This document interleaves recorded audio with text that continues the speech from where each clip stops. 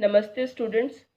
So today we will discuss about the nervous system. In the previous lecture we studied about the basic concepts like the central nervous system. It consists of the brain and spinal cord, and about the spinal nerves, visceral nerves and the cranial nerves. So today we will discuss about the nervous system in detail. So this is a flow chart representing the nervous system. It consists of central nervous system and the peripheral nervous system. Central nervous system, it consists of brain and spinal cord, and peripheral nervous system, it consists of cranial nerves, spinal nerves and visceral nerves.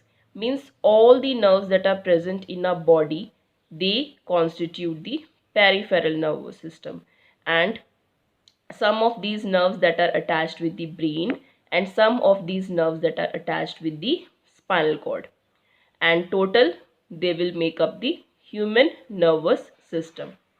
Okay, and all these cranial, spinal and the visceral nerves, they are also further of two types, that are sensory nerves and the motor nerves.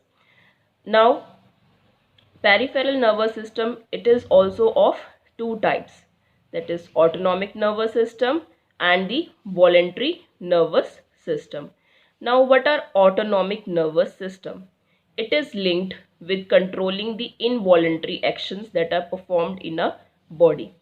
And voluntary nervous system, as from the name also it is clear that it is responsible for controlling the voluntary actions that are performed in our body.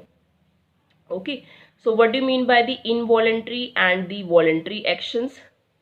Voluntary means which can work according to our will, and involuntary means which we cannot do according to our will. Automatically they are occurring in a body. Okay, and in the autonomic nervous system, this system that is attached with the smooth muscles and the cardiac muscles, so that's why they are responsible for performing the involuntary actions. And voluntary nervous system, they are attached with the skeletal muscles, striated muscles, so that's why they are responsible for controlling the voluntary actions that are uh, means that are controlled by our body, that are performed by our body. Okay, so this you have already know about these two terms, that is the involuntary actions and the voluntary actions, as you have done in the ninth class also.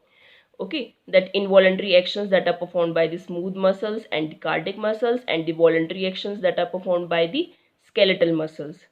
So when these muscles that are linked with the nerves, okay, so that's why autonomic nervous system, they are responsible for controlling the involuntary actions, and voluntary nervous system, they are responsible for controlling the voluntary actions. And these nerves that are attached with the skeletal muscles, means the striated muscles.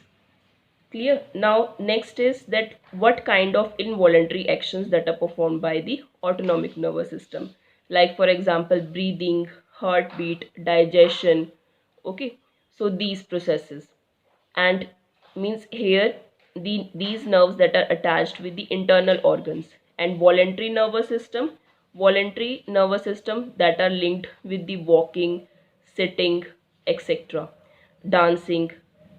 Okay, so in this process, involuntary nervous system, thinking that is involved, means first we will think and then we will perform the action. But in case of the autonomic nervous system, without thinking, the processes that are occurring, that occurs.